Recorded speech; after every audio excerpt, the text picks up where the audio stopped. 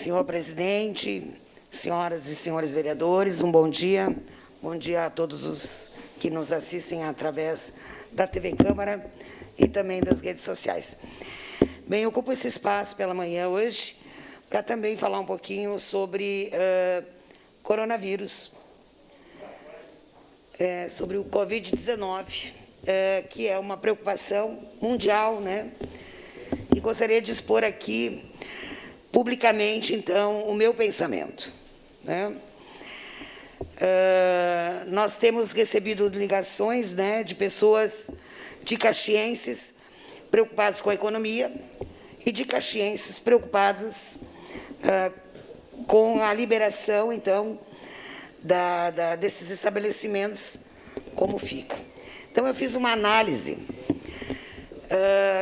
acredito que seria muito simples, né? Quem é do grupo de risco, que fique em casa. Quem pode trabalhar, tem que trabalhar, o país não pode parar, né? E também, usando isso, eu coloquei alguns tópicos aqui, onde a vereadora Denise e a vereadora Paula falam sobre estatísticas, sobre dados.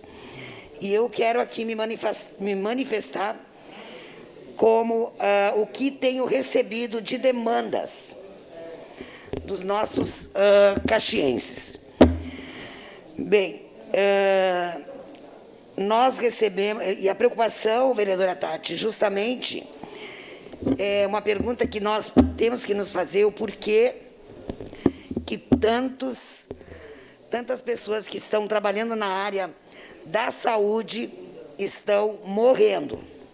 Estão morrendo, não só adoecendo, morrendo. Então, um apelo para que o nosso município também, né, a gente sabe que está preocupado, mas que redobre a preocupação para que possa ter EPIs, para que essas pessoas que cuidam de nós tenham maior tranquilidade em poder cuidar de nós.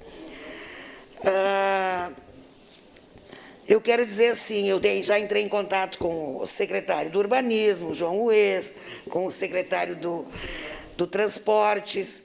O que a gente tem observado, que nem todas as pessoas têm usado do bom senso e têm feito a sua parte. Nesses dias que eu também fiquei reclusa, da minha sacada, eu disse que lá no desvio risco o vírus não estava no risco, porque as pessoas estavam agindo normalmente. Os ônibus, as pessoas não estão usando máscara. Os ônibus, nós não percebemos aquela higienização como foi pedida. Então, ali precisa que a fiscalização, a gente sabe de todo o trabalho, a gente entende isso, mas precisa que a fiscalização faça com que a Visate cumpra a sua parte firme. Nós temos recebido ligações, áudios, de que os ônibus estão lotados, chegam nas EPIs lotados, né? Então, não adianta diminuir a quantidade de ônibus se aqueles ônibus estão lotados. Então, tem que rever essa situação, porque as pessoas que estão usando o coletivo estão com medo. Por quê? Porque alguns fazem a sua parte, outros não fazem a sua parte. Então, infelizmente, há necessidade de uma fiscalização mais rígida. Eu queria aqui falar que a gente tem essa preocupação com os servidores da saúde, porém, eu queria relatar aqui alguns episódios em algumas UBS, são pontuais, não sei se ocorrem em todas. Algumas coordenações recebem orientações de como agir com idosos, né, na hora da vacina, ou não idosos. Porém, eu quero aqui fazer um apelo ao secretário da Saúde que flexibilize algumas decisões às coordenadorias. Por quê? Eu vou pontuar alguns fatos ocorridos. Uma senhora de 87 anos reside num apartamento no 4º andar. O prédio não tem elevador. O filho vai até a UBS para que alguém vá fazer a vacina em casa. Não, não pode. Se ela não é enferma, eles têm que dar um jeito de fazer a senhora descer do apartamento, ir até a UBS, voltar, subir os 4 andares. É um absurdo. Se estão pedindo para a gente ficar em casa, a pessoa é de risco, já tem 87 anos, mora num prédio, não tem só 4 andares, tem 6 andares, mas não tem elevador porque é minha casa, minha vida. O coordenador ou a coordenadora simplesmente diz, não podemos porque as regras são essas. Então, existem regras, mas eu peço que o secretário dê autonomia aos coordenadores para suas exceções e use o bom senso. Mais um exemplo. A vacina foi liberada para pessoas de grupo de risco no dia 15 de abril.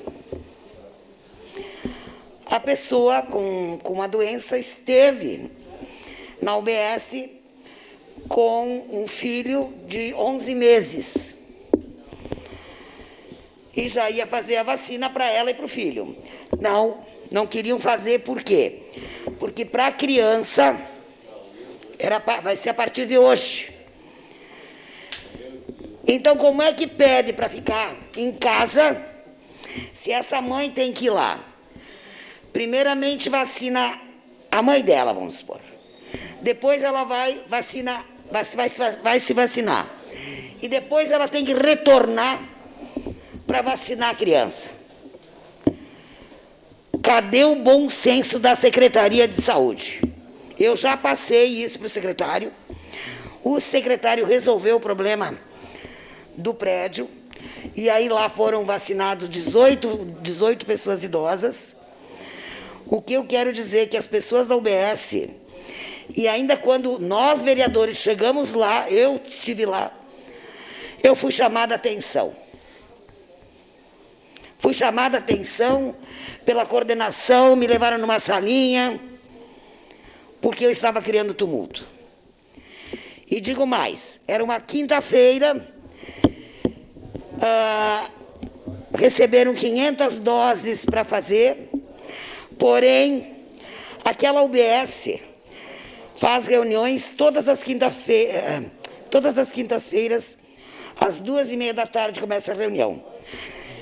Existiam 40 vacinas, suspenderam as vacinas, mandavam as pessoas embora, porque eles tinham reunião. Por que é que não deixaram uma ou duas pessoas fazendo as 40 vacinas, que acredito que não iria levar meia hora, para depois, então, fazer a reunião? Não. Preferiram me chamar numa salinha, ficaram 1 hora me chamando a atenção e não fizeram as 40 vacinas. As pessoas tiveram que voltar no dia seguinte, senhor presidente, para fazer as 40 vacinas. Então, senhor secretário, por favor, reveja o que alguns coordenadores estão fazendo nas suas UBS. As pessoas... Chegou um senhor, eu tenho que contar, né? Está no fim. Chegou um senhor implorando a vacina. Nós estamos com um rapaz aqui de 38 anos, síndrome do pânico. Faz 15 dias que estamos tentando trazer ele aqui na UBS. Conseguimos trazer agora, e agora não vai ter vacina. E eu estava lá, e estava cuidando. E quando eu ameacei ligar para o secretário, fui chamada a atenção. Bem, então assim, ó, nós temos que fazer a nossa parte. Vereador Ues, o senhor agora é o líder do governo. Então, por gentileza, o que acontece, muitas vezes nós não sabemos, mas a população está sofrendo. Então, é bom que se tenha um bom senso. Só para encerrar, o vereador Toigo aqui mencionou a educação. Perfeito, vereador. É outra das preocupações. Desculpa, eu estou sem fôlego, né? Porque também, né? Eu tenho enfisema, enfim. Eu estive conversando com a secretária Flávia, né? Flávia. Muito atenciosa, nos atende. E eu acho muito interessante que ela venha aqui para esclarecer mesmo algumas coisas sobre o retorno às aulas, porque os pais estão angustiados também. O que eu entendi, que ela disse que eles optaram pelo projeto Para Todos.